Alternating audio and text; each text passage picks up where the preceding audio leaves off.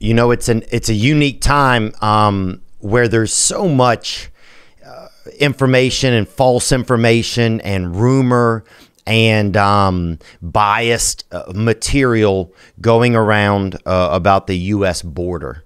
And I'm sure we've all heard things and tried not to hear things about it. And so I wanted to get someone here today who is boots on the ground, been there, you know, that frontline bad boy. And I'm so happy today to have fresh off of his 32 years of service working with the U.S. Border Patrol, where he finished as the Chief Border Patrol Agent of the Tucson sector. We are happy to have him today, Mr. Roy Villareal. Shine that light on me. I'll sit and tell you my stories. Shine on me, and I will find a song. I will sing it just for you. Oh, yeah, Bert Kreischer? Oh, man, I love that guy. Yeah, he's so funny. Dude, he is an animal. Or the machine, they call him. He's machine. everything, yeah. He's like, and he laughs all the time. Every time he reminds me of like Winnie the Pooh, like if Winnie the Pooh went to college and was like in a fraternity for a really long time. Oh, yeah. You know? Yeah. Like, just like, yeah, he's one of a kind, man. So you live over in Tucson? Yeah. Nice, man. I went to Santa Rita High School for Oh, really? For a semester, yeah. My mom used to live out on Pantano. Oh, my gosh, yeah. So I used to be out there and people would fight in the car washes and stuff like that after school. So we didn't have any border control. We could have used some border control then, right? over there. Yeah. We could have used some border control out of Santa Rita High School, man. Go Eagles. So Roy Villareal, that's how you say your last name? Nailed it, yeah. So your position with the border, what was it exactly? So I recently retired from the Border Patrol, served for 32 years. My position at the time was the Chief Patrol Agent of the Tucson sector. Okay. And that sector is about how big? 260 miles of border with Arizona border with Mexico. Okay. And so when you're in charge of that, are you in charge of both sides of it or just one side? Just the one side. So you only have control over the U.S. side. Do you know the person who's in charge of the other side? Like, is there someone in charge of the other side? Well, yes, to a degree. Dealing with the Mexican government, you're dealing with different entities. Their customs, their immigration, federal police, local police. There's a whole myriad of entities you have to deal with in Mexico. Okay. So, like on a day-to-day basis, kind of what were some of like your kind of responsibilities? Like, what are you guys' responsibilities over there? So Tucson sectors is the largest sector in the Border Patrol. And so I had about 4,000 employees under my purview. Wow. And that was about 3,400 sworn law enforcement officers, and then the rest were administrative folks, mechanics, technicians, intel analysts, radio operators, you name it. There's a full gambit behind it. The day-to-day operations, in the height of operations there in Tucson, we were arresting about 500 to 1,000 people a day.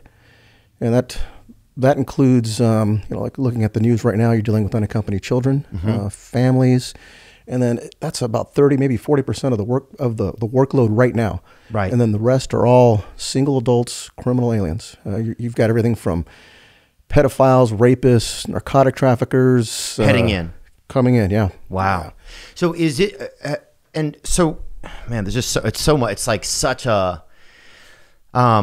it's just a lot. It just seems like a lot. Is it, so someone comes into the country, right? Someone's coming in illegally.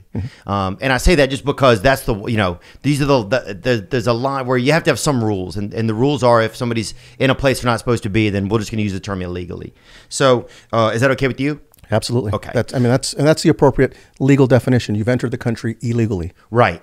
Yeah, like if I went somewhere, they would say that to me. If I went to a country where I wasn't like didn't have the paperwork done to be in, then they would say you're here illegally. So if someone comes across and you guys apprehend them, is it apprehend? Like, what do you guys do? You guys take them in? You guys take them into a facility? Do you immediately like take them back across the border? Like, what kind of happens? So what's interesting about border enforcement is I think what happens with Middle America is there's a perception. And I don't know if you've been down to the border or what your take on the border is, but I think a lot of America looks at the border through the eyes of what they've seen on the news. You know, you look at San Diego, you look at El Paso, and they show an urbanized border. You got cities on both sides and fencing and demarcation. A lot of what the Border Patrol deals with is everything in between, out in the middle of nowhere, rugged mountains, desert. I've worked in places where there's next to nothing out there in regards to infrastructure. It's just you, and your closest backup is 10 or 20 miles away, and you're in the middle of nowhere. Wow. And so we employ, and I have to get away from the we because now I'm retired, but the Border Patrol employs a whole myriad of tools, infrared cameras, ground sensors. We've got one of the largest air fleets in the U.S. government in the law enforcement realm. So you've got Blackhawks, an assortment of helicopters, unmanned aerial vehicles. And so, I mean, you're using all these different assets to track somebody, hopefully to prevent, but to track them once they enter the country. So if you see someone, say someone's out on patrol, right, on an actual patrol, and then they see someone crossing into the country, do they like tag them, or like what do you do? Like, do you apprehend them? Is it? I mean, it almost has like a freeze tag type of vibe. I feel like at a certain point, it is. It's almost like a game of cat and mouse. You know. Right. So I'll give you two scenarios. Okay. In an urbanized area where you've got fencing, or and that's like El Paso, you're saying? Like El Paso, even places like Douglas, Nogales, Arizona. Yeah. San Diego, you've got fencing or a wall. Under the Trump administration, it changed from fencing to wall. Right. In those locations, we've got a lot of fixed cameras. These are cameras that are up on large poles, and so you've got agents that are monitoring and watching. And some of the technology that plays into these cameras also does change detection. So if it's watching the fence and all of a sudden there's a change in that picture, it'll alert the operator, who then will call the agents out in the field. And then that agent, he or she, will respond to the area, or maybe they're watching with binoculars and they see him crossing over the fence through a hole. So they'll respond and then they'll make the arrest. It's apprehension, arrest, it's all the same thing. Okay. And then the second scenario is, as I described, out in the middle of nowhere, and that's more of the norm. You're out there, and what happens is you may have a ground sensor that goes off somewhere near the border, and you learned, psychologically as human beings, you're looking for the easiest path of resistance. So you learn the psychology of where people are going to try to cross. Okay. And then you're also dealing with, one of the things that we can talk about this shortly is, you're dealing with a criminal element that's very effective, and I'll use the term, they're professionals at what they do, smuggling people. Okay. And so they'll begin trekking north into the U.S., and what agents will do is they'll find a spot where they can make the arrest that's beneficial to them, and they'll track them. The sensors are lined up in such a manner that you can track the movement of a person or a group of people. You may use infrared scopes. You may call on someone up in the air to track the group of people as they move along, and then you'll roll in and make that arrest. So it sounds like there's a lot of capabilities to know when and where people are coming. So it sounds great, right? It sounds like all these tools, all these assets. But until you're out there and you get a true idea of just how it really is a needle in a haystack, because some of the areas that we work in, and I'll speak to Arizona, you have these arroyos and canyons and brush. And so I may have a camera, an infrared camera, that's going to pan this way. And if the ground was flat and there was nothing to obstruct the view, easy. Right. But because someone can drop into a canyon, and these canyons can go for miles, or climb up into a mountain and hide in a cave, your window of opportunity for arrest is very short. So the agents, when I say they position themselves, they're finding an area where they have great technology coverage, and they know the ins and out of that area. So when they go to arrest these people, if they scatter and run, which happens quite often, they know where to work towards to bring them into custody. Wow. Yeah, we got to get you out there. Yeah. You would love it. I've heard. Yeah. I've actually got offered. We had Tommy Lahren came on as a guest one time, and she is like, she's like real. She's big on the border control. She's a favorite of the Border Patrol. Is she? She's one of the first that went out to the border and invested herself and got to know the Border Patrol and what's going on. And, right. She's a strong advocate, and a lot of the agents really, really love her. Yeah. She's she's definitely a strong advocate. She offered me to go sometime. So yeah, I would love to go sometime. So I have an idea, because I just see like snippets here and there. And it seems like, you know, a lot of the border gets politicized a lot, you know, like you see a lot of, like you hear a lot of like, oh, caravans are coming, or children are being separated from their parents or their families. Like, take me into some of that scenario. So like if you apprehend a family, then what happens? So everyone who's apprehended, and I'll walk you through from the point of apprehension to getting into the station, and in some cases criminally prosecuted or released or returned. There's a couple scenarios. As soon as that arrest is made, the agent, and what we have to recognize is that we're still dealing with a criminal element. Right. So just like any law enforcement officer, he or she goes through that whole procedure of pat down, checking bags and whatever else. And you're dealing with people from not only, well, I think most people think about illegal immigrants as being from Mexico or Central America, and that's the focus right now. Right. But the reality is we see people from everywhere throughout the world. Really? Syria, Somalia, Egypt, Russia, Ukraine, you name it. People from those countries are coming here, and they're coming through the southern border. Yeah. Wow. Yeah. And I often say this.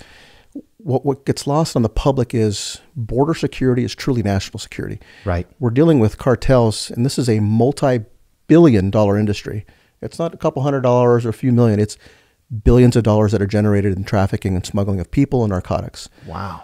The power and the leverage that these trafficking organizations have is tremendous. And we can talk about this in a little bit. But on the Mexican side, one of the things that we have to contend with is corruption. Right. And when you have an organization, a criminal organization that's pulling in billions of dollars, dropping $5,000 or $10,000 in the pockets of a Mexican official to look the other way is nothing. Yeah. So this multi-billion-dollar industry has a drive, has a need to keep that money coming in. Yeah. So the agents are contending with, you've got unaccompanied children. And when we say this, I want to paint the picture. A lot of these unaccompanied children are young men between the ages of 15 and 17. Okay. I'd say about probably half of them. And then the Okay. rest are everything from a 12-year-old. One of the things I see frequently is you'll have 8 or 9-year-old with a younger sibling who's about 5 or 6, and sometimes a 2 or 3-year-old with them. And they're traveling thousands of miles by themselves to our border and then coming across. And it blows my mind. I've got an 8-year-old, and I couldn't imagine saying, here's a phone number. When you get to the U.S., call this number and somebody's going to come and find you. I couldn't imagine sending my child out on this journey by himself. Oh, we had a 4-year-old when I was growing up that wandered over to our house, like from the neighbors. They used to do a bunch of drugs next door. And he knocked on the door. He said he was going to the Dollar General. He's like 4 years old. We're like, you're not going to the Dollar. Like, this kid's out of his mind. It's like 2 miles away. We're like, this guy's, So we sent him home, man. But yeah, I can't even imagine like a kid going a really far distance out of, and it's hot over there. I mean, I lived in Tucson for a while, dude. It's spicy. Oh yeah, and take it back. So if you're leaving from Guatemala, El Salvador, Honduras, you're traveling a couple thousand miles, 2 to 4 weeks. Think about a 6-year-old or an 8-year-old doing this by himself, or maybe with a group of other kids. What happens between the moment they leave their house till they get to the border? And when you get to the border, you're right. There's the dangers of just the environment by itself, the Rio Grande, the desert, the heat. Well, the heat and the cold. It'll kill you either or. Yeah, it's a good point. Then you have people that will take advantage of these kids. Yeah. And one of the things that just breaks my heart, because I've seen this countless times, you get kids that are rented, because one of the things that happens is if you present as a family unit, here's Roy, mom, a couple kids, I'm going to get released. And so what we were seeing was kids being rented. And so you've got a parent back in Guatemala who rents their child for $1,500, and that's a tremendous amount of money in Guatemala. Yeah. And so the kid is brought to the border, put in with a pseudo family, sits in detention, and then is released. And then a handler, a smuggler, picks up this child, flies him back to Guatemala. Wow. That's the best case scenario, right? Right. What happens with kids that just disappear? And we saw this happen. As soon as you identified that child, because it would take 1 or 2, sometimes 3 times before the system would pick them up, because not all children are fingerprinted. And once you've identified them, and you latch onto this group and you expose it, if you can control and get that child back into the hands of the parent, win. If you can't, if that child happens to get released with that family and then the smuggling organization realizes that the child is now blown, right, I don't know what happens to him. Yeah, it's like, is it worth them getting them a plane ticket or a bus ticket back to Guatemala? Is it worth, or is it just cheaper for them, especially after they've already been doing a lot of dirty business? to just and this not care or get them into something else even worse. It's a business that doesn't care about the person. It's a business that's driven by money. So whether it's trafficking, whether it's returning to the family, best case scenario, and or becoming an indentured servant, working in some sort of industry, being sexually trafficked, all of those are realities of what we see at the border. Yeah. I myself have been involved with escorts and, that sort of thing. We had a sex worker on here one time. I've met girls before, that have been presented as escorts, and that I've just been like, oh, there's something is not right with this scenario. This is not somebody who's involved in this because they want to be involved in this. That kind of stuff's kind of sad to see. Yeah. And it's interesting because we'll have such adamant, like, people speaking so outspokenly about sex trafficking in America, but the same people, it seems, will be speaking about opening the borders up. And it's like, it just seems so, I don't know. It's like, how do you know that the people coming across aren't like, it could be pretending that that's their daughter, or pretending that that's their mom. Like, you just don't really know the scenario, huh? No. And the thing about it, when I talk about these criminal organizations, each trafficking organization, cartel, owns a certain segment. They've got cartel bosses that own plazas. They're plaza bosses. Mm-hmm. So, it could be 5 miles or 10 miles of an area. And so when you come up to the border, you're paying a tax in order to cross in that area. On that side? From the Mexican side to the U.S. side. So, and when I talk about billion-dollar industry, so a Mexican national, mm-hmm. he or she is going to pay between, the cheapest would be about $2,500 all the way up to about $5,000. Central American, $5,000 to $10,000. An Indian national. The tax they're paying on the Mexican side? Well, this is to get smuggled, right? Oh, and when you smuggled. So you get to the border. This is part of your smuggling fee. You're paying a total fee of, let's say it's $10,000, right? Okay. But then when I show up at the border, this plaza boss says, Theo, I know you paid Roy to come across, but you haven't paid my tax yet. So now you owe me $500 or $300, $800 to cross here. So you have to keep that money on you, on your person, while you're going that distance. It's a little bit of both. You'll see folks that travel with money in their hands, in their pockets, hidden away, and then there's a lot of money that gets wired. Yeah. It's a huge industry, money being wired into Mexico. So I think it's either number 3 or number 5, but part of Mexico's GDP, their gross domestic product, one of the largest GDP earners is remittances from the U.S. into Mexico. Wow. And it's the same thing in Central America where you've got folks that are sending money back. So they'll wire a smuggler, here's the $300 that I can cross in your plaza. Wow. It's big bucks, but like an Indian national is going to pay $20,000 to $40,000. Chinese, about $50,000. Someone who's from a country that may be on the maybe perceived as being a terrorist country. Mm-hmm. Not that they're terrorists, but could be perceived as such. Easily $80,000, and that's how much they're going to charge. The smuggling organization or the coyote is going to charge. And the organization in and of itself is very disciplined in that you've got folks that they do the recruitment. They're all over social media, so you can go onto Facebook and find sites that'll offer smuggling. And then so you got the recruiters, you got the handlers on the Mexican side that they house you and feed you until you're ready to be crossed. You've got the folks that will just get you across the border, and then you've got those that'll cross you once across the border into the U.S. And then you've got logistics teams that do the transport. So you're just all different. So depending on how much money you have, is the type of treatment you can get along the way, kind of. Kind of, sort of. I mean, you're going to pay a lump sum, but each segment, someone's getting paid, right? The thing is, with each segment, as you're getting paid along, well, you're not, in other words, I'm paying you, you're the organizer, right? You're the smuggler. Right. I give you my $40,000, and then that smuggler, as the person's being moved along, pays Roy a portion. Okay, I see. Somebody else a portion. So he's breaking everybody off. You kind of have the guy that's the bank. Yeah, wow. Exactly. We had a question that came in from a young lady right here. Let's pull that question back up if you don't mind, Sean. And if you can hear birds, this is our new studio. So this is our first attempt in this new place here. Gorgeous. Thank you. We got there's some robins nesting outside. Hey Theo, hey Roy. I'm visiting the great free state of Texas from Michigan, and my question is, what is one thing that you'd want people to know about the border that the media won't tell you? Gang, gang. Gang, baby. So that's a good question. Yeah. What's something that people don't know? What's something we don't know as like a regular citizen?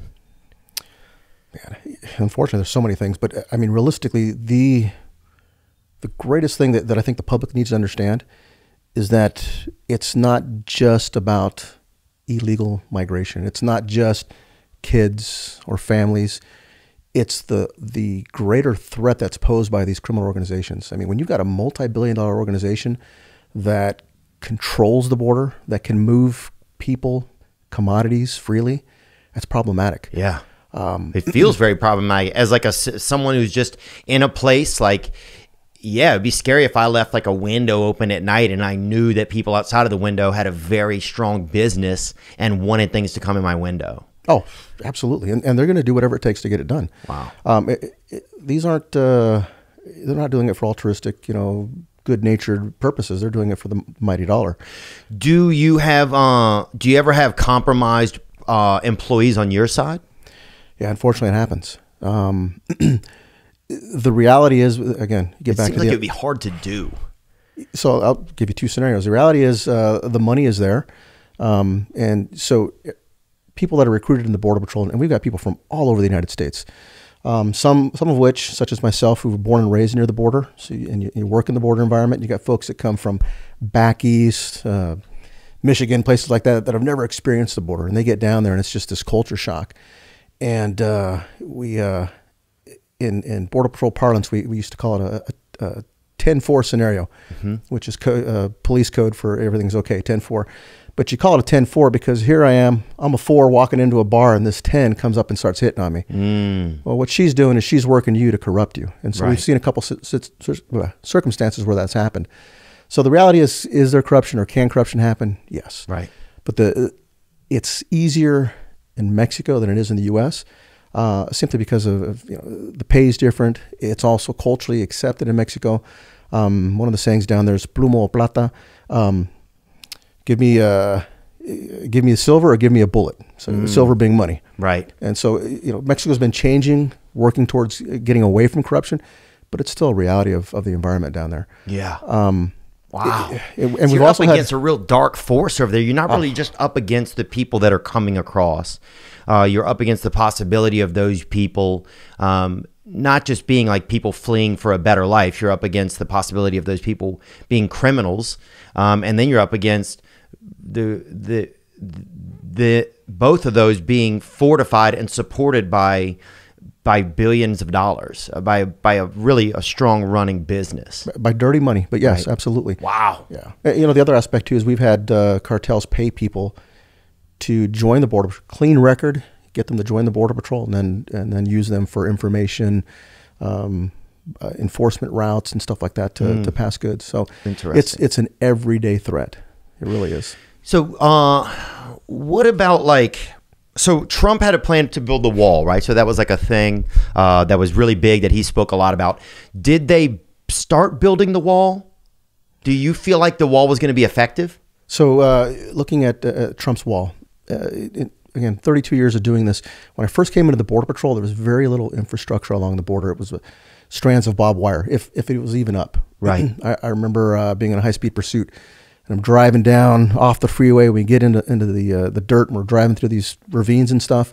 And had it not been for another agent yelling out to me to stop, I would have driven right into Mexico. Oh, really? Because there was nothing to demarcate the U.S. and Mexico. Wow. So this is late 80s, early 90s. So it was a different world then, kind of? Oh, absolutely. Absolutely. We were arresting anywhere from 1 million to 1.5 million people a year, and every night it was high-speed pursuits, foot chases. We were catching 1,000 people a night, and that's just in one little station. Right.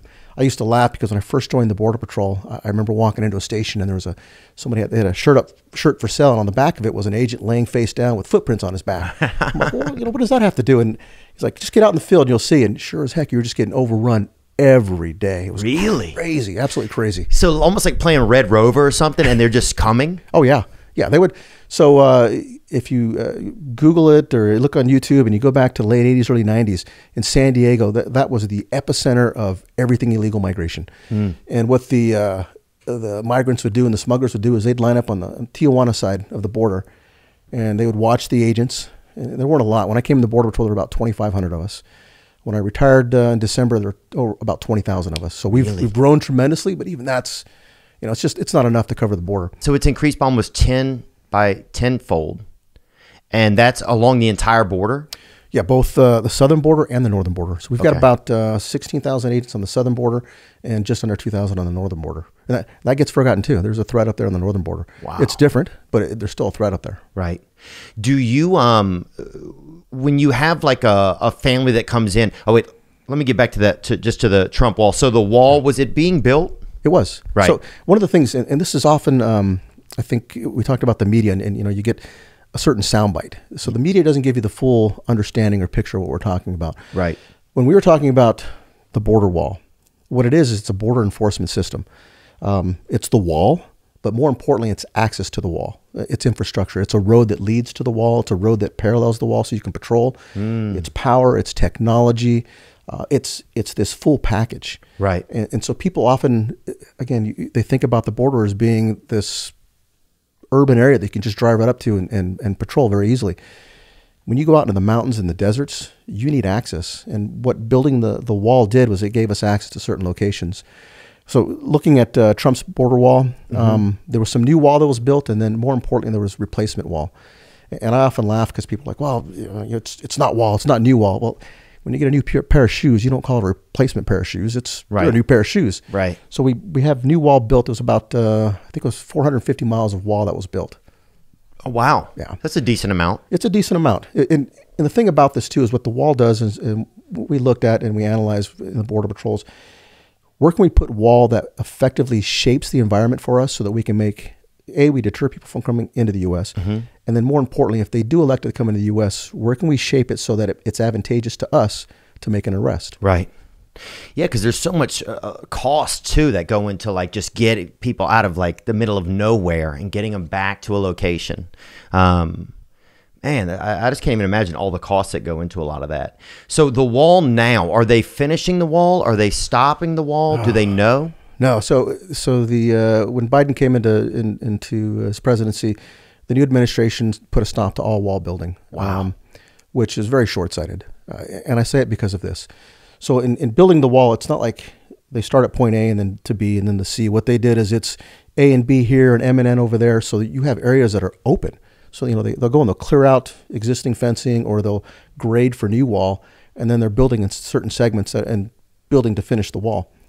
So we've got just in Arizona itself, there are probably about 300 gaps.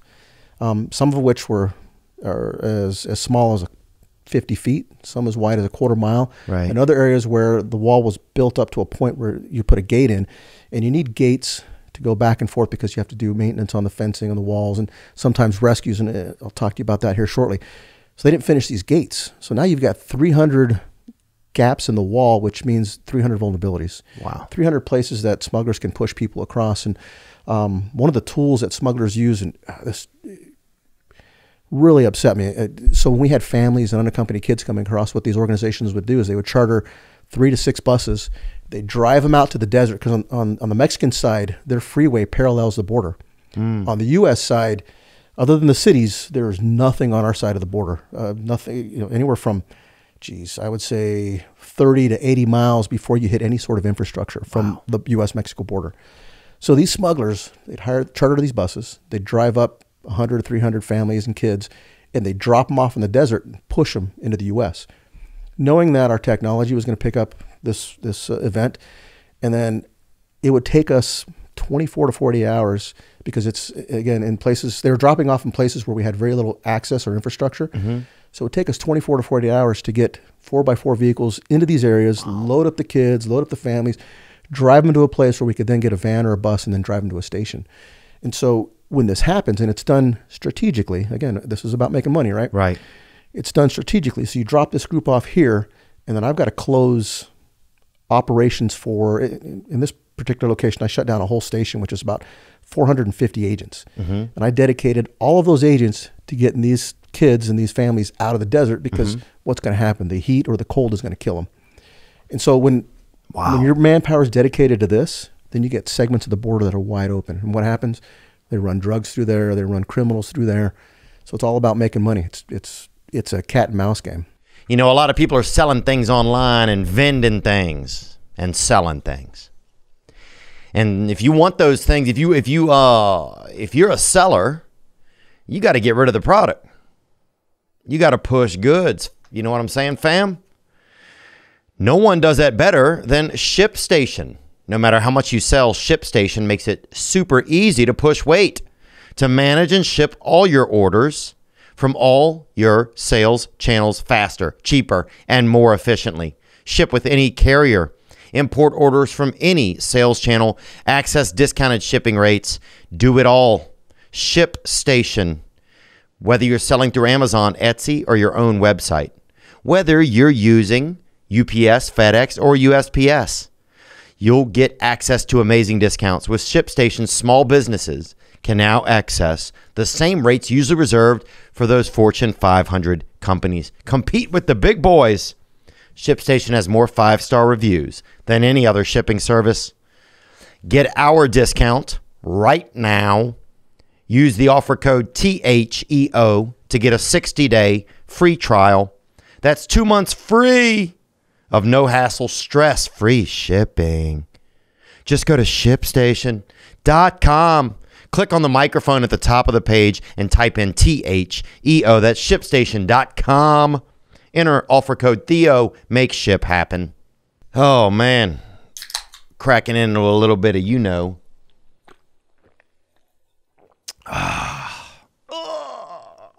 liquid death. Are you paying off credit card debt a lot? Do you see that bill come in and your day's been good, but you get it from the mailbox and you can barely even hug your children after that because your arms is shaking because you got so much damn debt? Well, when it comes to paying off debt, Upstart can help you get ahead.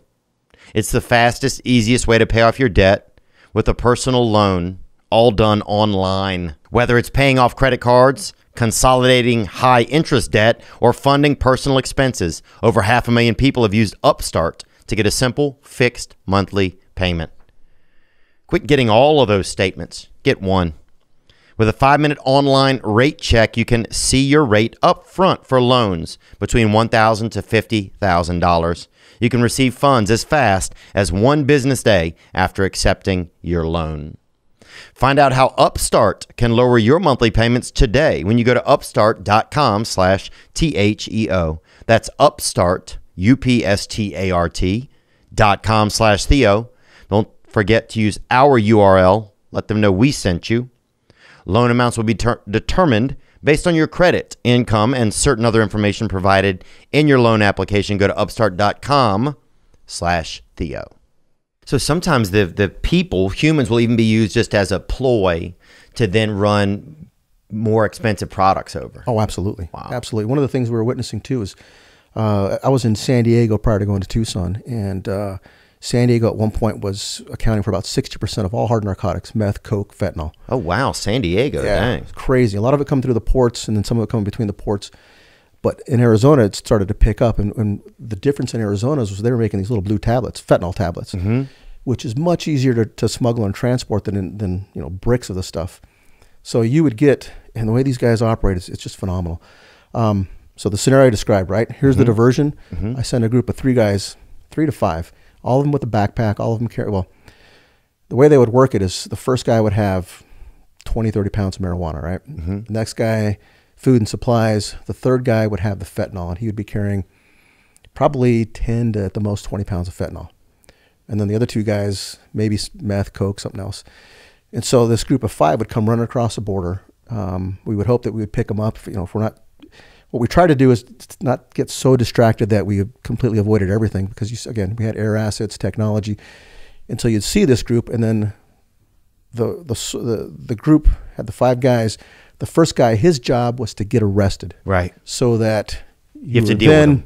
Dealing with him, and the guy with the fentanyl, his job was to get away, and the other 4 guys would do everything in their power to make sure that he got away. Dang. So it's like playing against the business. Kansas City Chiefs almost, kind of. It's almost like playing against Andy Reid in a way. You know what I'm saying? Like, they're coming with a plan. Oh, yeah, absolutely. Absolutely. Man. And what's crazy about this, too, is thank you again for the opportunity. There's so much that goes on at the border, and I'm trying to spit it out here, and my mind's racing because there's so much I'd like to say. But, I talked about the industry, but one of the things that also happens, like these 5 guys that are coming across, they're going to hike for 30 to 80 miles through the desert. So these cartels have logistical waypoints along there where they pay somebody to haul in food and water, fresh batteries. And so they're set up in the desert, in the mountains there. So as this group comes along, they're watching. So they got two jobs. Right. One is to resupply, and then the second job is to watch us. And it's a bear to catch them. I mean, in order to arrest these guys, at one point we did surveillance for probably 4 to 6 months, identifying all the spots. Right. And then we brought in a whole slew of air assets, Blackhawks and everything else. And we brought in our BORTAC, which is like our SWAT team. Yeah. And BORSTAR, which are our search and rescue team. All these guys are badass. Yeah. And so we pinpointed all these locations. We coordinated with the Mexicans. And, I mentioned corruption. So we had to coordinate with Mexico City to bring out a vetted unit that we could trust. And so, they did the blocking on the Mexican side so these guys couldn't run south and get away. And then we flew all these teams in at each of these spots, and they'd rappel down, and they'd run in the mountains and make these arrests. But, the amount of money and effort that goes into it is just tremendous. But the unfortunate part is you give it a week, maybe a month, and then they're right back in business. And so then you have to replicate this. You have to start watching them and tracking them, and it's just crazy. Can you tag them or something, or shoot them with like a dart so you know where they are? They don't allow that? No. See, that's ridiculous to me a little bit. Like, it's almost like, especially for the guys who are doing the smuggling, can you, because we'll tag a goose, you know what I'm saying, to find out where he's having an egg, but you won't tag somebody who's freaking just running, like anything across the border. Okay. Do they have, what about the smugglers? If you catch a smuggler, can you prosecute them? Is there prosecution against them? There is. Okay. So one of the things that's evolved over time is it used to be the smuggler or the guide would come across with that group, and you'd make the arrest, and then you could work towards a prosecution. You have to recognize that we're competing with all the other federal agencies to get a prosecution. So, probably 1 out of 3 cases gets prosecuted. Why? Because some of them, and there's water right there too if you need it, Roy. Oh, thank you. So you're competing with them to get a prosecution? Yeah, in other words, so the U.S. attorney, his or her office they only have so many attorneys, so they can only present so many cases. So they're looking for the best of the best cases. And you're competing with DEA, FBI, U.S. Marshals. But they all want the clout from it, you mean? Well, you want a winning record, right? If I'm a U.S. attorney, I want to have a record that's 100-0. I want to win every doggone case I present. Right. And I also want to take the sexiest cases. Right. I don't want the simple Joe Blow case. I want a case that gets headlines. I want a case that's going to make me look good. Right. So when you've got, and every day, you've got a tremendous amount of cases you can come up with. I'm going to I'm going to cherry pick the best case because I want to win. And I want to get a good name behind myself. Oh, the smugglers. So they'll try and prosecute the best smugglers. Yeah, the best smugglers, or a smuggler that's tied to a particular organization. So that, again, this is back in the day when you get these guides and these smugglers. Now what's happened with technology, everybody has a cell phone.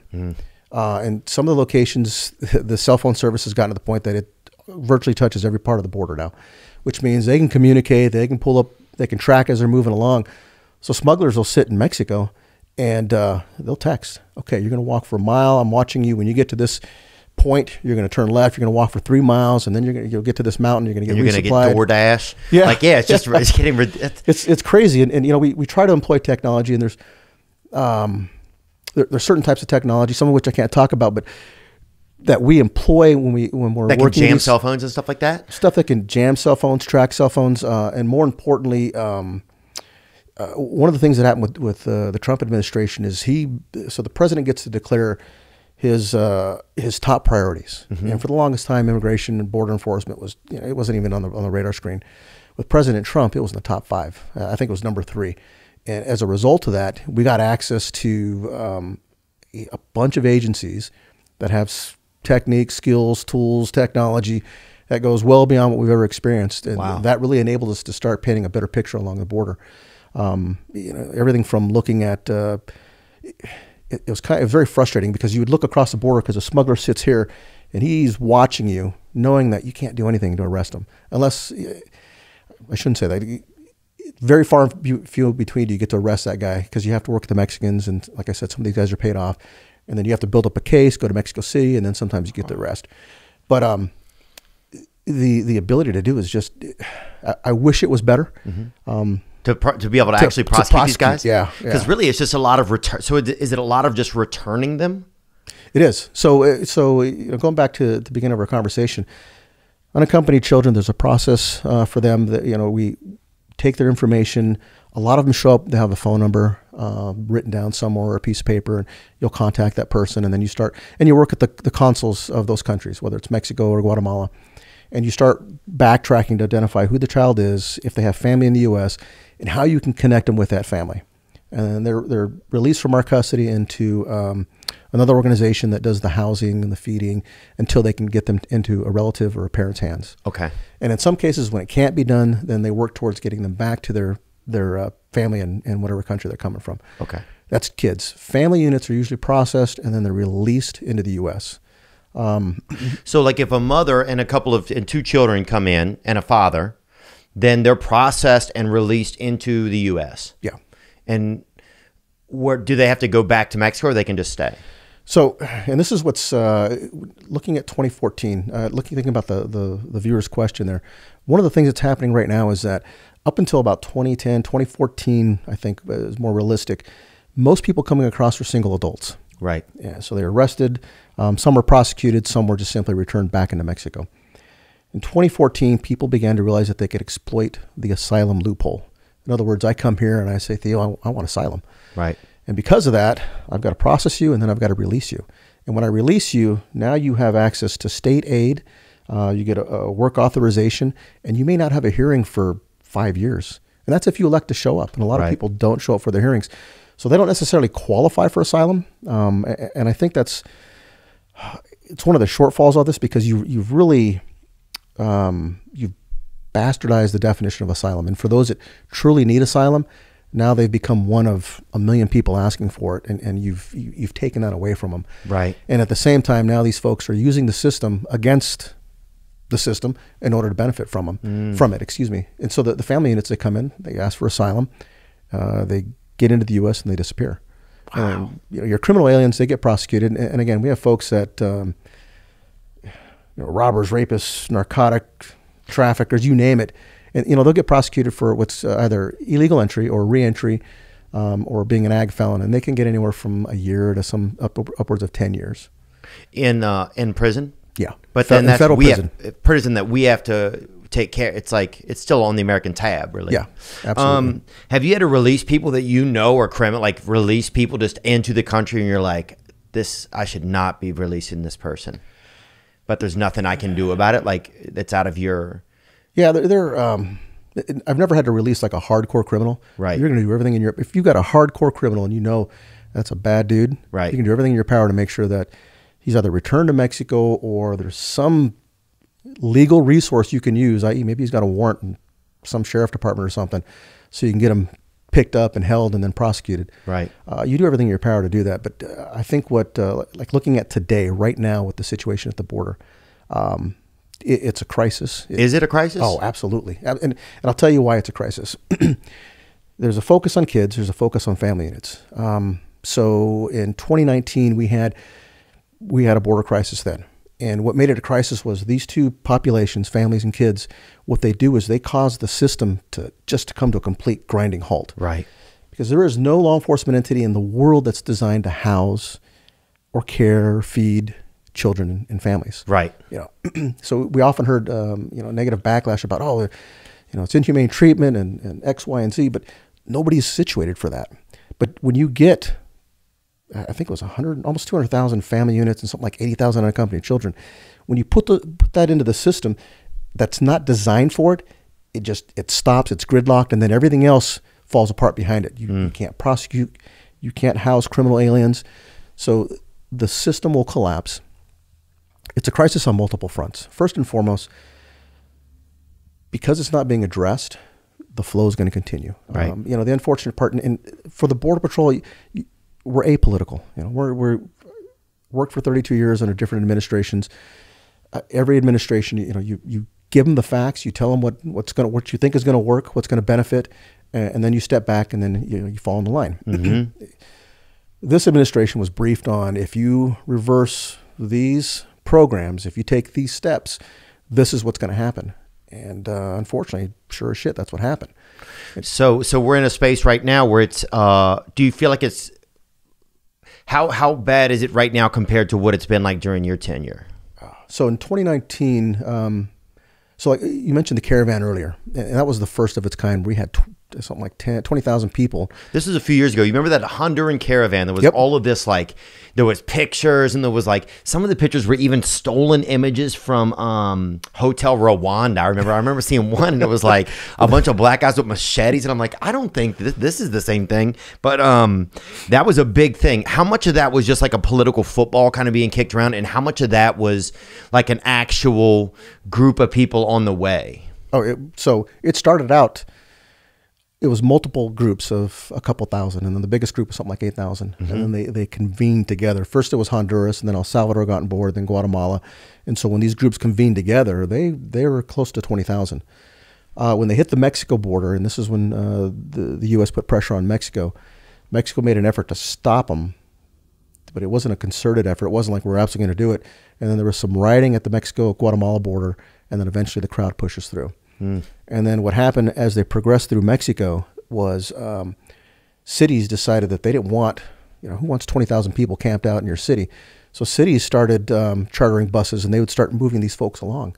And then when they got to Mexico City, they housed them in a big stadium there, El Estadio, and medical care, food, everything else, and and offering them jobs. That was one of the things that they did was, hey, look, if you're looking for work, we've got work. We'll give you a work permit. We'll get you set up. And everybody was pretty much intent on getting to the U.S. So then they began, and this was all being organized, and it was, Facebook, and people were giving them cell phones. So then they got on the move again. So wild. And La Bestia, the train that comes up from southern Mexico to the tip of southern Texas, McAllen, Rio Grande, in that area. That's what this group was planning on taking. Free ride, dangerous as hell, but free ride to the border. So we got the Mexican government to stop the train. Wow. And then that caused this group to rethink what they were going to do. So then they started moving towards Arizona and towards California. And so when they got to California, I was in San Diego at the time. They got to San Diego. It was along the way, they had broken up. Some went into South Texas, some went into Arizona, and then a large group went all the way up into San Diego. And it was about 12,000 strong. And they were held up in Tijuana. A lot of the Mexican people didn't want them there. Wow. And again, it's this large group of people that are showing up on your border that you're having to house and feed and care for. Yeah. And then what comes with it? Crime. Right. And some of it's directed at the migrants. It's a population that can be easily exploited. So, when we talk about what are some of the things that happen, I worry about, it's a population that we're having to contend with. We're going to have to arrest, but you also worry about these people because they're still human beings. Everybody's human beings. Yeah. And a lot of times what I saw in the span of my career, when I first came on board the Border Patrol, we were kind of vilified. There were corridas, Mexican songs written about these hard-ass Border Patrol agents. And fast forward 30 years, before I left, I was at the border with some of my agents, and there was a group of Hondurans, and this mom and her two daughters came across and brought them into custody. And I walked up just to talk to them. So I want to get, right from the horse's mouth in regards to what was it like. And I started talking to mom, and she just starts crying, and the little girls run up and they grab my leg. And it chokes me up thinking about it. And after she calmed down, I said, why are you crying? And she goes, because I know I've made it, and I know that I'm safe because I'm in your arms. So the mentality of these folks is they're doing this dangerous trip from wherever they're coming, but they know that the minute they get into our custody, the minute they see the Border Patrol, they've made it to the U.S. and that they're safe and going to be cared for. And it was the craziest experience for me because, again, when I first started, it was like, whoa, I don't want to be near the Border Patrol, and to I'm running for you, and I'm embracing you, and it's just crazy. Man, it's it's so tough because it's like I have so much like human empathy, just like sometimes almost too much, I feel like. And then it's also tough, like a business that doesn't, because America really is a business, as much as we like to think that it's also a group of people who are trying to, it's a society, it's a structure, but it definitely has its ledgers for sure where everything is accounted for. But then you get into this, it's, it feels like just a lot of inventory that nobody kind of really is writing down, Are we getting a lot of people in that we don't really know, that, we don't have like paperwork on? Absolutely. Yeah. Absolutely. So one of the things that you have to look at is you're talking about an unfettered flow of migration into the U.S. prior to 2018, 2019, annual apprehensions were 300,000 to 400,000 Okay, a year a year across the whole border. across the whole border. Okay, So again, looking back to 80s and 90s when it was over a million and a half, tremendous improvement. right. And now we're in that 700 to a million a year again. So this is this unchecked, unfettered population surge that's coming across every year, and that's what we encounter and apprehend. Right. It's hard to guesstimate what's getting away from us. When you're distracted, when you have agents that are distracted on families and kids that are giving up and then caring for them, what's getting by us? Right. So every year there's probably minimally 500,000, maybe upwards of 2 million people that are coming across illegally and coming into the U.S. that we don't know who they are. One of the things with the current situation in COVID is we also have to recognize that COVID has impacted these countries probably much more severely than it has the U.S. The medical capabilities aren't the same as they are here in the U.S. Right. So you're getting a population of people that are coming into the U.S. We're not doing COVID testing on them. So you have the potential of another resurgence of COVID in the U.S. Part of what happened when COVID started back last year is we implemented what's known as Title 42, which is the ability to, when you come across, I make the arrest and I expel you immediately. I don't bring you into a station. My goal is to get you back across the border and out of the U.S. as quickly as possible to minimize that exposure. And that was started during COVID? Yeah. Okay. Yeah. So prior to that, it was you're arrested, driven to a station, processed. And with COVID, it was you don't even come into the station and we get you out of there as quickly. Was that kind of nice? That's great. But the only problem with it is that, so when I came to the Border Patrol in '88, we were just arresting people. You'd process them and you'd return them right back to Mexico. And then you'd see them again on the same shift or the next day. And so it was this constant revolving door. With Title 42, we're kind of there again because all the courts are shut down. So there's no prosecution. There's no deterrent. You can't house them. So you put them back on the border and the smuggler says, hey, I'm taking you back across. You paid me. I'm going to get you back across. And they just keep on doing this.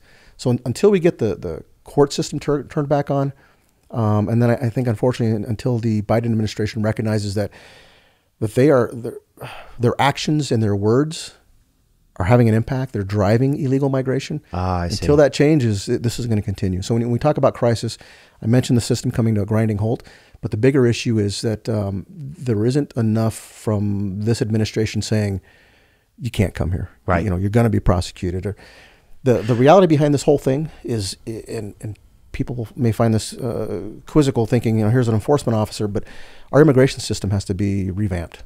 And you have to think about this as it's a whole system, the enforcement part and the legal part. If you fix the legal part, then that enables the enforcement part to focus on the true criminals, the really bad elements.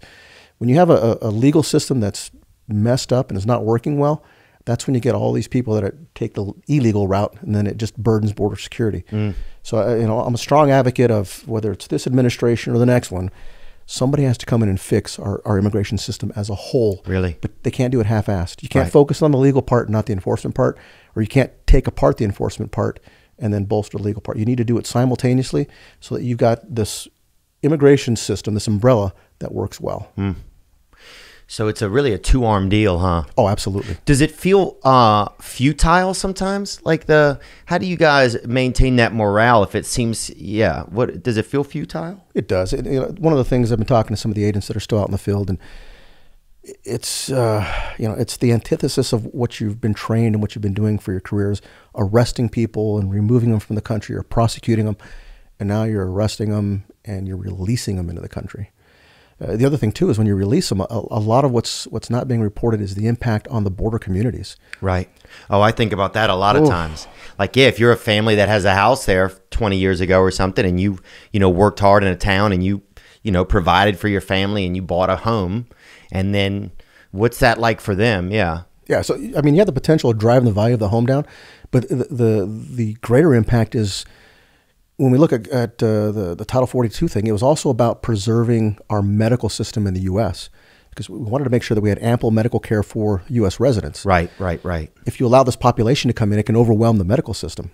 But when we have people being released at the border, so now you have to house, feed, care for, you have to provide medical care for them.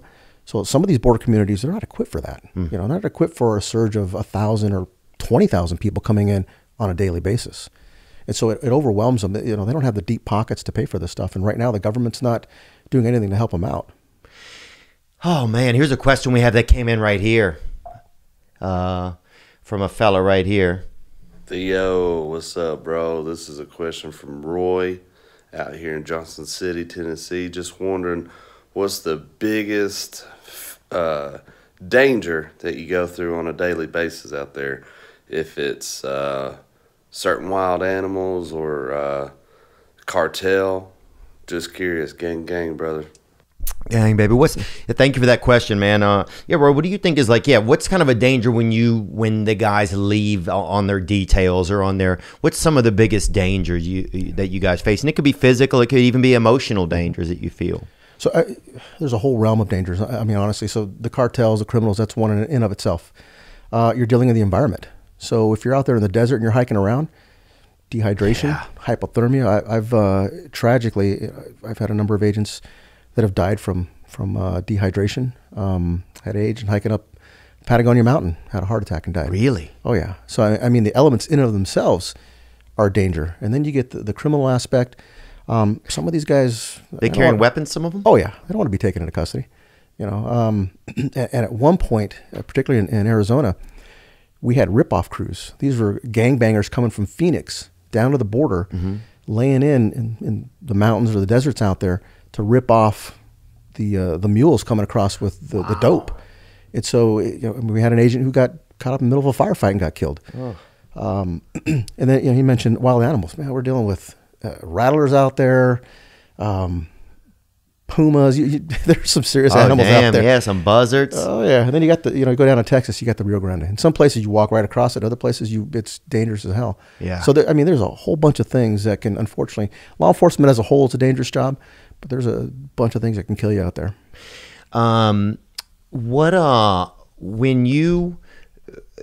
Is it hard for Border Patrol agents, like some of them, whether they're to set aside any political beliefs they may have and just do their job? Do you see any of that? Or most of the guys, like you said, administration just changes over time and you guys just kind of stay on the task at hand?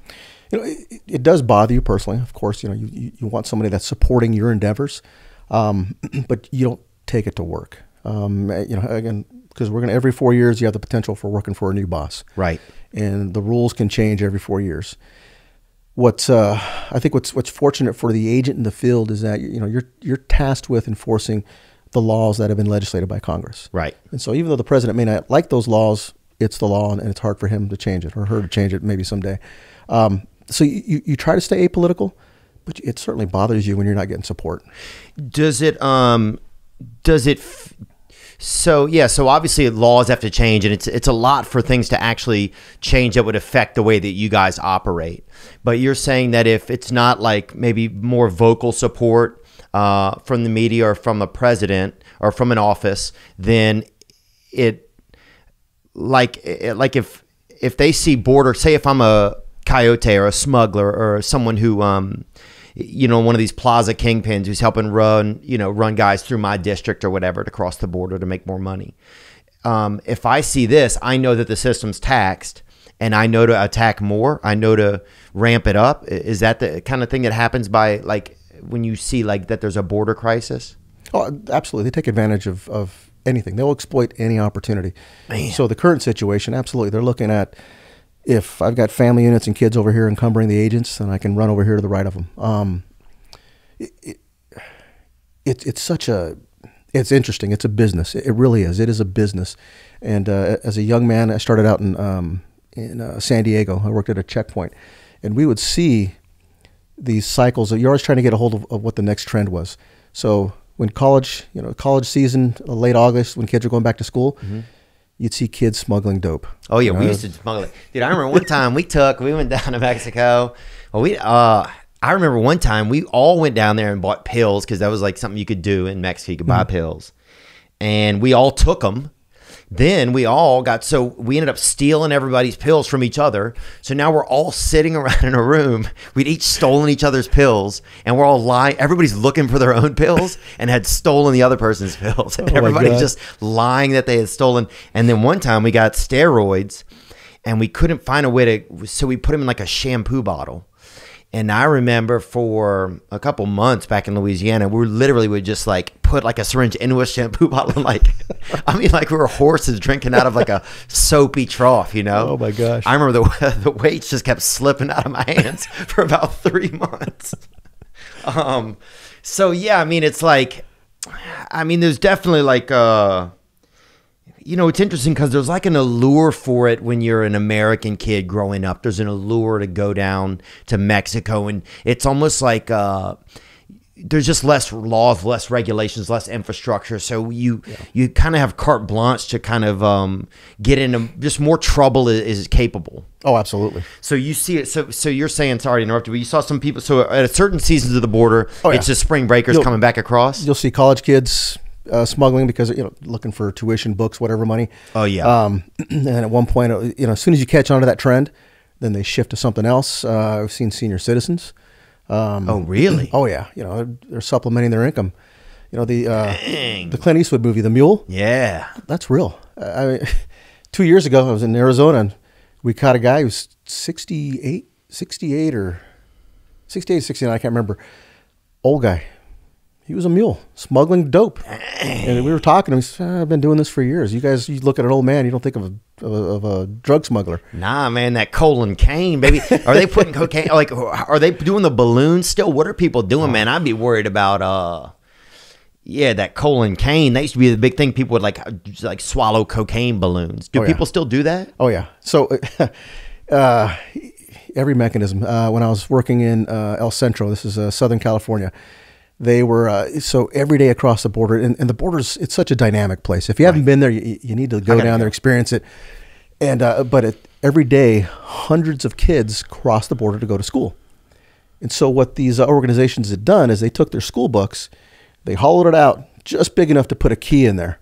And so here come these little kids every day. They'd walk across, they'd walk a block down, and there was a car. They tell the kids, you walk down, there's going to be a red Mazda, windows going to be down, shove your book in there. On the way home from school, walk through here, there's going to be a blue Mazda, doors open, grab your book. And so you would see this, until you catch on that trend. Right. Here's these little kids dropping off a book, and it was an astute agent who's like, what the hell are they doing? Went over, looked in, and there, a dozen books in there. Yeah. So kids get used a lot, huh? Yeah, because they're not going to get prosecuted. So they'll get used and to bring that stuff over. What's unfortunate in these kids that they migrate to the next level, right? Because they're already caught in the game. They're caught in the game, yeah. And it's not a pleasant game. It's not the type of game where you can be like, yeah, I'm not going to do it today. There's consequences on this other side, and these aren't nice people. Yeah, man, it must be such a trying position that you guys are in then, because you're the human element that's right there at the front. So it's like, do I have to follow these laws? But sometimes you're going to have to turn a kid over to an organization or to a country, to an environment, to a structure that doesn't really care about it as much. Is there enough, like, by allowing like some of the leniencies that we have here, are we making it harder? Do we make it easier on these countries? Like, do we make it less responsibility on these countries to police their own like not really police, but to run their own societies well? Like, are we alleviating like pressures on them to, like, if we stop things, are they going to have to deal with? Would that leave more on their plate to deal with, to actually get like a better act together? Yeah. So there's cause and consequence. Sorry, it took me so long to ask too. It's hard to be smart sometimes, man. It's hard. No, it hurts my neck. There's certainly cause and consequence, and one of the things you have to understand also is there's a culture there. You're dealing with a culture that doesn't necessarily match up line for line with the U.S. culture. Right. What's acceptable there may not be acceptable here. Migrating here from Mexico for the longest time, it was just part of growing up. You hit 15, 16, you were expected to migrate to the U.S., start working, and send money back home. Right. So there's a cultural thing that we're dealing with, and then anything we do on the U.S. side certainly has a trickle-down effect. It's going to have some sort of reaction to Mexico. I dealt a lot with, Mexican government from their U.S. Attorney's Office, their federal police. Mexican military has a big part on border enforcement down there. One of their complaints was when you do enforcement, it's very one-sided, and it has been for years. And I felt guilty when I finally recognized it. It was a Mexican general. We were at a meeting in Tijuana, and I got to tell you, I always love meeting with the Mexican generals because it's just it's a different world and the level of treatment you get. And we'll talk about culture in a second on that. But he says, "Hey, Roy, we focus on what you want. I need you to focus on what I want. Because all we do is look at stuff going north. You don't take the time and look at what's coming south. In other words, we're going to send drugs north, and this money is coming south, and these weapons are coming south. And the combination of the weapons and the money which buys the weapons is messing up my society. And Tijuana it was a horrendous place for border violence, for cartel action. There was just deaths every day. And so he's like, you need to help me. Do something to stop some of this from coming into my country. And it wasn't until then I kind of realized that. Yeah, it's just, God, it's crazy. I mean, it's just such a. Do you feel like there's a solution? Do you feel like what would help? Like, what do you think could help? Oh man, there are so many things that could help. Okay, so the border crisis is a now thing. Okay, and we need the government to step. Not the government. We need Congress.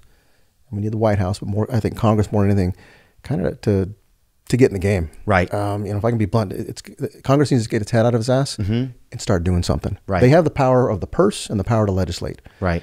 They need to apply the purse towards addressing this, helping with the kids and the family units. They need to legislate. They need to revamp the entire immigration system.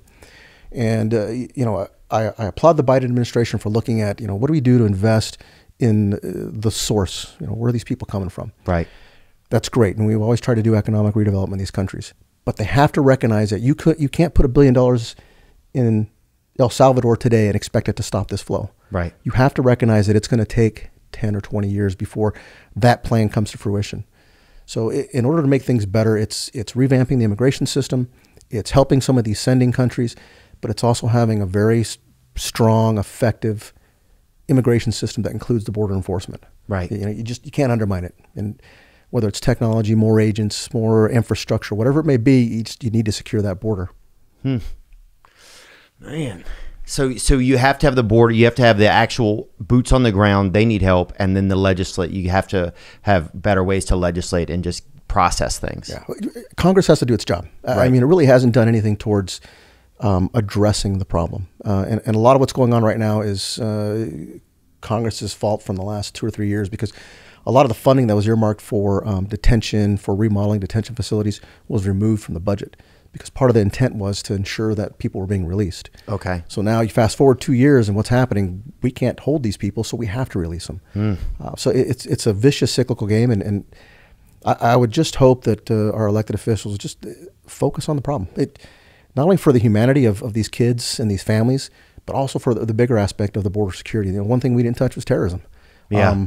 I assure you, and I can't speak to specifics because there's classifications behind it, but there are folks that have terrorist ties, terrorist training, that are intent on hurting us, that have come across our southern border. So you definitely see people that you're like, oh, this is not a Mexican person looking for asylum. You see, right? Yeah, yeah, and I mentioned the amount of money that's charged. These guys are paying big bucks.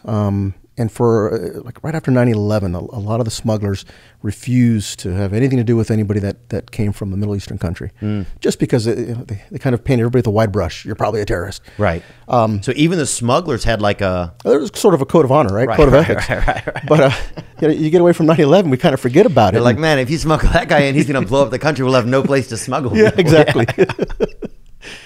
But now it's just really open range, huh? It is to a degree. I mean, it's funny to think about this because it to a degree, it's almost a symbiotic relationship, because you do have some smugglers who, one thing that everybody despises is a pedophile. Right.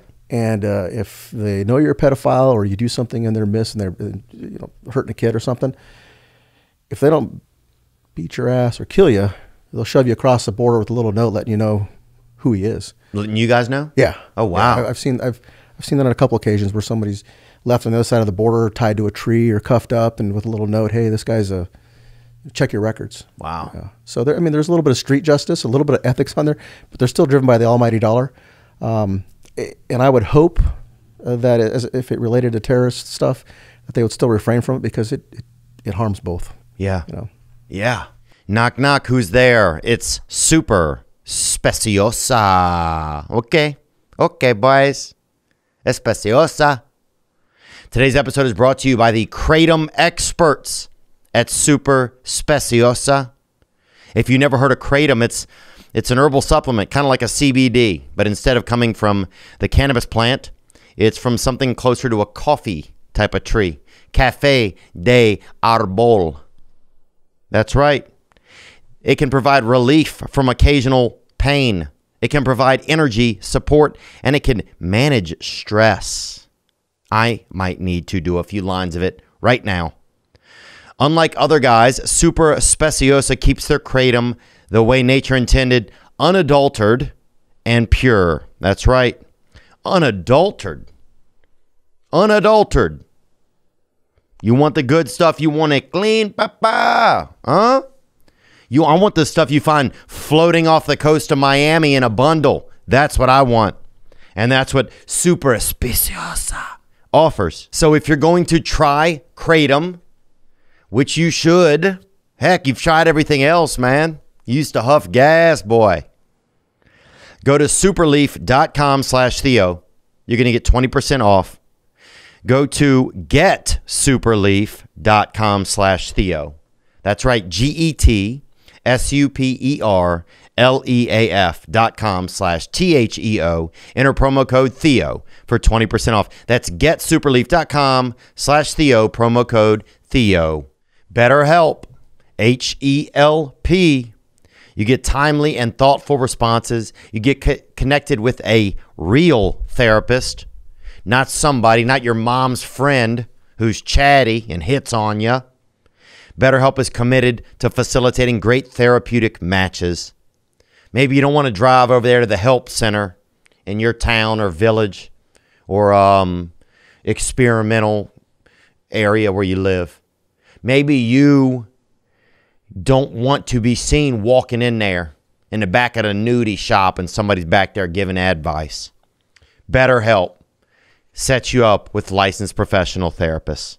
You can do it on FaceTime. You can do it on the phone. You can do it over text. BetterHelp wants you to start living a happier, healthier life today. Visit betterhelp.com/Theo. That's BetterHelp. Join the over 1 million people who have taken charge of their mental health with the help of an experienced professional. That's right. And you will get 10% off your first month at betterhelp.com/THEO. If you need help, go get it. betterhelp.com/Theo. Here is let's get the one that came up a minute ago by the military guy in the white shirt. Theo Vaughn, what's up, man? It's Patrick Bryant. I'm out of Kentucky, but I'm over here at Joint Base Lewis McChord right now. I got a question for your man, Roy. How did he feel about the military joining up with the Border Patrol a few years back? I was down there with him out of Fort Knox. I just wanted to know what his opinion on that was. Oh, gang, brother. Thank you, man. Do you, what was that like? Is it nice when other organizations are on board? Does it get a little sticky? Is there kind of a lot of posturing, or is it pretty fun sometimes? Yes, and yes. So it's very sticky. So, we got posse comitatus, which prevents the military from taking any sort of enforcement action. So anything that they do for the Border Patrol is support. Okay. So when I say support, they can fix our vehicles. They can run our scopes, like our infrared cameras. They can run. They can do LPOPs, listening post outposts, where you'll put a group of. It's a great training environment along the southern border. So sometimes they'd send out snipers, and they'd put them up on a hill, and they would stay there for 2 weeks at a time, and they would just report stuff to us. But everything they do is just about support. It's not actually putting hands on or anything. So to answer the question, absolutely loved having the military on the border because it freed up agents to go and actually do patrol work. Right. Plus, it was a great training environment for our military, so that that mission readiness for them when they go across the pond. And then the bigger aspect is there was always this exchange of information and know-how, because some of the things we'd learned from them. Right. But the biggest part was the building of infrastructure. I mean, they'd come in and they'd fix our roads or build roads for us. And again, to be able to get to the border helps win that battle. Yeah, it's just so interesting to hear you say that about that wall, about the fact that it was going to also provide, like that there was electricity with it, that there was like just a little bit of infrastructure, especially out there in the middle of nowhere. That probably just would have helped so much. I'm telling you, I'm inviting you. Come out to Arizona. I'll take you out there. Yeah, you'll be shocked. We'll drive from an urban area and we'll drive 3, maybe 5 miles out, and then all of a sudden you're in the middle of nowhere. Yeah, and there's no border infrastructure. There's no power. There's nothing. And again, I think Middle America just has no concept of what the border really means. I mean, you're out in the middle of nowhere. I mean, I've driven through West Texas, and that even gets like, even on I-10 or whatever that is. Yeah, it's like that gets harrowing. I mean, I know there was like one point about 45 miles where there's just no exit. There's no, if you need gas or something, you already should have got it. So yeah, I can't even imagine what it's like when you, and that's along an interstate. So I can't even imagine what it's like when you get kind of in a. You're out in the middle of nowhere. I mean, it's you. Maybe you have a partner. Sometimes you're partnered up, sometimes you're not. Your partner could be 20 miles away, and it's pitch black. You're relying on your radio if you have radio reception. And I've got agents that they're using four-wheel drive vehicles, ATVs, motorcycles. Sometimes you're just hiking out on foot. You'll park your vehicle, and then you just hike. UTVs, you name it. I mean, they're out there and they're doing the job. In Texas, they're on boats. And we still use horses. Right. People laugh like, why would you use horses? But they get you in and out of places that you can't do with a vehicle. Yeah. Great resource. And the horses, I laugh because to them, it's almost like a game. They get to the point where they're smelling and they hear people and they start getting giddy. You can feel them tense up. A good friend of mine was on the horse patrol, and he said he wasn't paying attention. He wasn't paying attention to his horse and let go of the reins. He was sitting there bullshit with another agent. And his horse heard a group of people over the next little hill, took off. He fell off, broke his arm. By the time they got up to the horse had circled up and basically made the arrest. Yeah, the horse is up there learning Spanish, and he's fixing his arm. So yeah, with the kids, it's just such a, God, there's so many little elements going on there. It's like, it must pull on your heartstrings sometimes, but are there other times where you just feel like the kids are being used and it's not about an actual, like, getting a better life for a child? Is there that happens also? Yeah. The every day at the border, there's so many different stories. Right. I think for those in law enforcement, you go from being a social worker to a caregiver to the cop, right? You run the full myriad of things you have to do every day. And with kids, it's different because when you walk up and there's 3 little kids, it's a 10-year-old and a 6-year-old and their 2-year-old sibling, it just blows my mind because you're realizing that this group of kids just traversed thousands of miles by themselves, walked out in the middle of the doggone desert, or I shouldn't say walk. I mean, somebody drove them up there and pushed them across the border, and they're left out there exposed. And sometimes they may have that phone number in their pocket. Sometimes, and I've seen it when they break it out, it's gotten washed away because they were dirty or soiled or went through a river. And then how do you find their parents?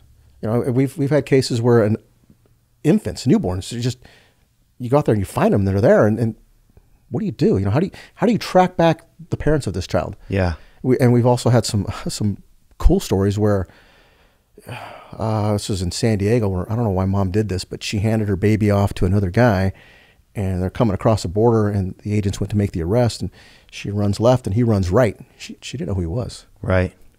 We end up arresting him. She ends up running back into Mexico, and start the processing, asking the questions, and he says, "Hey, this is my baby. I don't want, here. I don't want it." And all of a sudden, here we are with this newborn, and we're thinking, where do you find mom? Wow. And this is when you work at the, in this case, it was the Mexican consul, and she happened to be from Guatemala, and the Guatemalan consul, and you get the word out, and then you get the word out to, on the south side of Mexico, there are organizations, non-government organizations that help these people, whether it's food, housing, whatever it may be. And so you put the word out, and you hope that mom is there. Right. Or that maybe if mom actually made it into the U.S., maybe she gets a hold of the consul and, hey, we found a baby. In this particular case, it took 2 days, and mom finally came up and said, "Hey, that's my child." Described the child to a T, what the baby was wearing, and we were able to reunite them. But that doesn't happen all the time. Man, yeah. And it tragically every year there's 200 to 500 people that die along the border. Really? Oh yeah. It's it's Is it a lot of harsh from environment. exposure? Exposure, the dehydration, hypothermia. When they get to the border, they're not fully equipped. And a lot of what they're told by the smugglers is, take a gallon of water, you're going to walk a few hours, and then you're going to be fine. And you get to the border, and it's like, okay, you're walking 80 miles. Be very cautious with your gallon of water. We're Right. not prepared for it. But, Some people just chug it right in the beginning. Oh, yeah. I mean, we've seen cases where aliens have got to the point that they're drinking their own urine. Yeah. And I mentioned the agents are out there in the same environment also. I had an agent who he had hiked all night.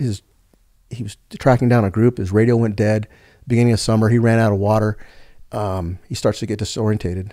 And his shift started at 4 o'clock. At about 10 in the morning, he realizes that he's just in dire straits. Dang. And his radio's dead. And so he goes out in the middle of the road, writes a letter to his wife, takes off his uniform, folds it up, sets it down in the middle of the road, and he goes over and he gets under a bush because he's just expecting to die, and he's looking for any shade. And he's hoping that the uniform is going to be seen by somebody flying over. And when you lose communication with an agent after a certain, we do what we call welfare checks on our agents. Right.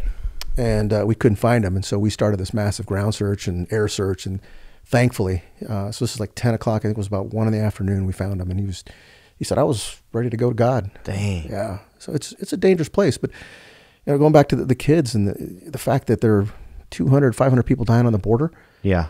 that includes little kids trying to swim across the river, that includes little kids walking through the desert, and it breaks my heart. I can't express to you that. You get a little bit desensitized to it because you get exposed to it so often. But there's just so many times when, whether it was out in the field or I'd walk into a processing station and I'd see these kids sitting there, and it would just break my heart because I would envision my kids. Right. Is it the desperation of the families for a better life in the U.S.? And we got to admit, we have the best country in the world, bar none, right? Right. But it's the desperation such that you're going to put your child through this and expose him to this, and it boggles my mind.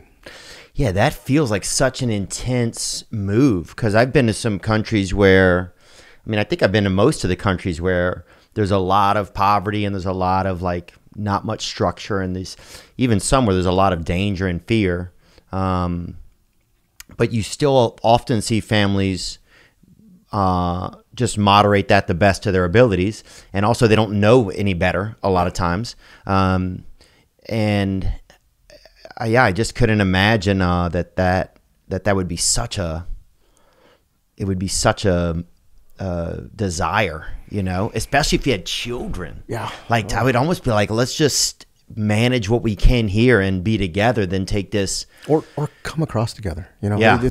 That's one of the things that I understand. If you're going to send your kids, go with your kid. Particularly right now, not that I'm advocating this to anybody, but if you know that families are being released, why don't you come with your family? Yeah. How much of the responsibility ever falls on the parents too? It's like, I hate to say that, but I don't really. It's like, I would be upset as a child, I think, if there were not responsibility kind of taken by my mom, But, and I know every instance is different. Yeah, look at the culture too. Right. There's this expectation, but not for a 2-year-old, a 4 or 6-year-old. That a makes 4-year-old zero can't sense even to me. work at Walmart or anything. No. Yeah, and you asked about the trafficking aspect. 2 years ago, there was a case that came out of Yuma, Arizona, where they identified something like, I think it was just under 1,000 kids that were being trafficked or cycled through. Mm-hmm. And here's one of the things that I think a big misconception is what happens at the border does not stay at the border.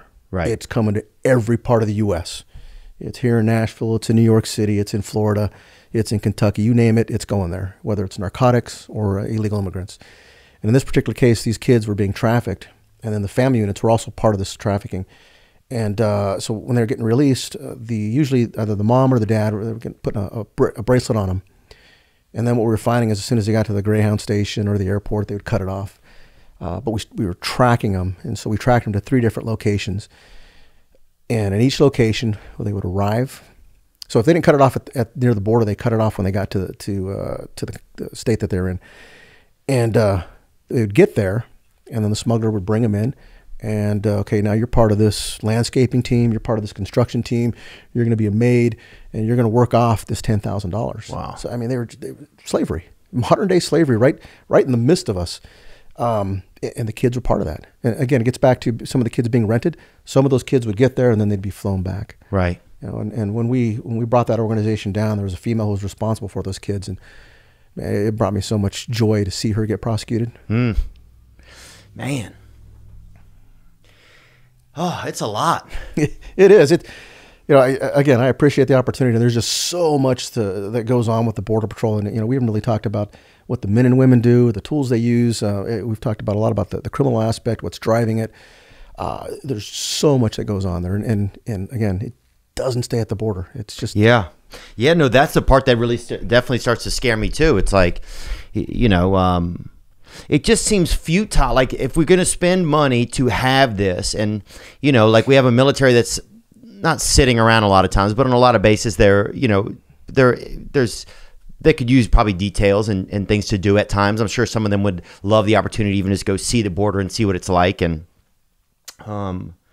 if that would help relieve you guys, it's just like, yeah, why don't we try and use our assets better? It used to feel like when I was growing up that there was a pride in like, we're America, and this is like, we stand for our borders and that they mean something. And then it feels like that's kind of gone away, or the media at least is also like really pushed that, everyone has a right to be in America, this sort of thing, which is hard to contest, because it's like, how'd I get into America, or how did any of us get here?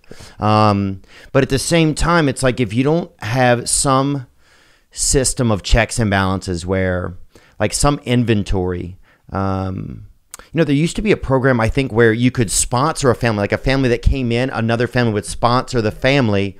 And so then you had like a tour guide into America kind of, and there was like, I feel like at least then there's some like social accountability within like a fabric work of the society. But I don't know, man. I mean, what do you feel like is some type of a solution or something moving forward?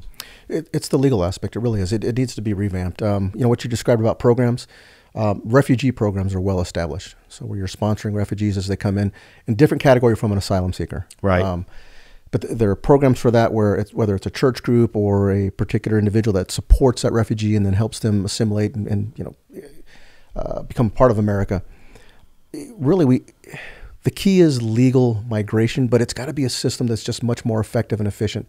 The reason people start coming across illegally is you may apply legally, but it's going to take you 3 to 5 years. Right. And then the categories, again, a lot of what we have are unskilled labor. Right. I agree. One thing that President Trump did talk about was, if we're going to bring people in, why aren't we bringing in more skilled labor? We're not the country that we used to be 40, 50 years ago, where we had a great demand for unskilled labor. Right. We have a greater demand for skilled labor, your technology folks, stuff like that.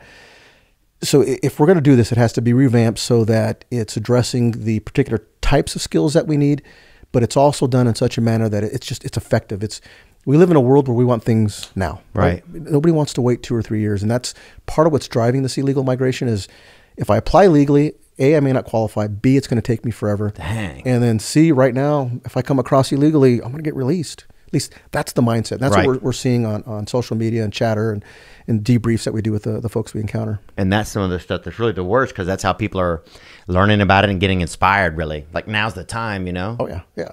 I mean, they're on social media, Facebook, Instagram, Twitter. It's out there. They feed this. And I mentioned earlier, I'm thirsty. Smugglers use those avenues to promote it too. So that's so crazy, man. So I worry, like, a lot of times, like, in my life, I'll try to, it's hard to make things fair in the world, it's really tough. And I'm sure in your job, you guys have this real semblance of like, what's fair here, but then also it's like, you have the laws that you have to uphold. But I start to worry, like if a lot of people come into the country and they are allowed to be here and then eventually become citizens, then it really just kind of favors the Democratic Party to let them in, because then eventually they'll probably be Democratic voters, it feels like. Which I'm not saying that, like, no shade against either a Democrat or a Republican or libertarian or Paul Revere or anybody, but or Pancho Villa, anyone, but it doesn't seem fair, kind of like, it almost seems like it would behoove like a more like leniency by the Democratic Party to have the border be more fluid, because then eventually those statistically the people coming over are going to vote in their party and in their camp. Is that like a realistic possibility or no? Yes and no. So I think back, it was 1994, Bill Clinton. And that was the first time that there was a true focus on border security when we started to build fences, started to increase manpower and invest in technology. And he was a Democrat. And he was a Democrat. Yeah. So anybody can do it. Anybody can do it, absolutely. And you mentioned the potential for a support base, i.e., will these folks eventually vote Democrat? It's possible. A lot of them getting into unionized jobs that tend to lean towards the Democratic Party. So absolutely, but Maybe that's too big of a jump. Well, I mean, they can go either way. But what I've seen, a great example, my mother immigrated here legally decades ago. And when she first came across and then legalized, she's a naturalized U.S. citizen, her viewpoint on illegal migration is she's absolutely wrong. This is not the way to do it. Do it legally. But her political viewpoint went from probably more liberal towards conservative, and over the span of time living here. And I talked to a lot of the folks that have immigrated here legally, and they have the same mindset. I think it depends upon your experiences, your education, and truly it's that sense of, if there's a legal process, why not? Why is it not being utilized? And I don't know what's driving the Democrats, but they certainly don't want to recognize that there's a crisis at the border. They don't want to recognize that their actions are actually impacting this and driving it. Yeah, it seems like, well, I mean, it's nice to know that any party can help, no matter who's in leadership. But that we do have these are real issues. Oh, absolutely. But it gets back to, there are elected officials. They have a job. Yeah. They need to fix this and get away from right, left, right, Republican, Democrat. This is real shit. These are real people. Yes. These are real servicemen and women that are going to work and trying to do their jobs. Like, let's at least, if we can afford to have the support for them and afford to have systems that work a little bit better, we have these systems. Yes. It's like, let's get them functioning. Back in the 60s, it was the Bracero program. You mentioned about programs. I was just thinking about this. It was you applied for the program and you came across and you worked in the U.S. for 6 months or a year, and then you went back to Mexico. A lot of these folks, they're proud to be Mexican, they're proud to be Honduran, wherever they're coming from. But the economic opportunities aren't as great in their home countries. Right. They'd prefer to come here, work for a short period of time, and go back. Right. I mean, we deal with even in the U.S., we deal with a transitory workforce.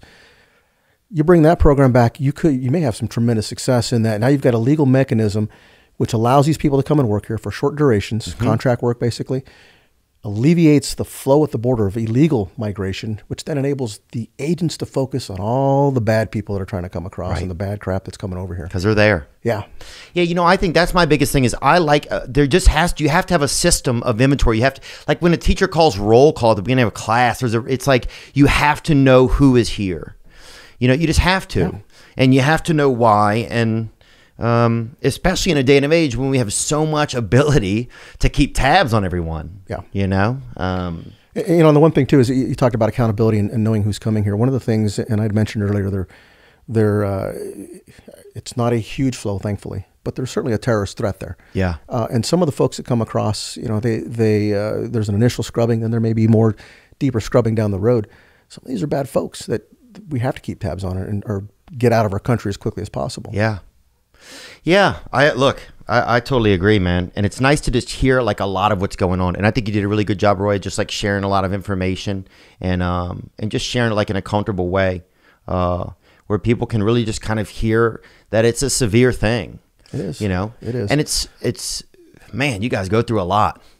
I commend you guys, man. I commend all these guys and ladies out there. Men and women. Some of the best women in law enforcement are U.S. Border Patrol. There's some. My wife's also in law enforcement, and I applaud them there. I gotta go, man. You promise you'll take me out there? Absolutely. You come on down. I'll take you out there. Yeah, my mom's moving back to Tucson, man, so I'll have to come on down there. Oh, yeah? Yeah, I'll go get in a fist fight at this car wash by Santa Rita, and then you and me will go out there. Roy Villareal, thank you so much for your service and for being here today, just to kind of just to open some of our eyes and get some direct from the front lines information, man. It's really helpful. Hey, another resource too, and I say this, the Border Patrol finally got into the social media realm. Look them up on Instagram, Twitter, because they'll send stuff out on a regular basis in regards to what's happening at the border, whether it's narcotics, terrorist ties, kids, whatever it is. Because you're not always getting the full story from the media. Right. You're getting little snippets. At least this way you can get a broader picture. Go to the source. Yeah, no, we'll share that, and we'll share that whenever we post about the show. Great. It's fascinating, man. Thank you so much for being here. Thank you. Really appreciate your time. Appreciate it. Now I'm just floating on the breeze, and I feel I'm falling like these leaves. I must be cornerstone. Oh, but when I reach that ground, I'll share this peace of mind I found. I can feel it in my bones, but it's gonna take a little time for me to set that parking brake and let myself unwind. Shine.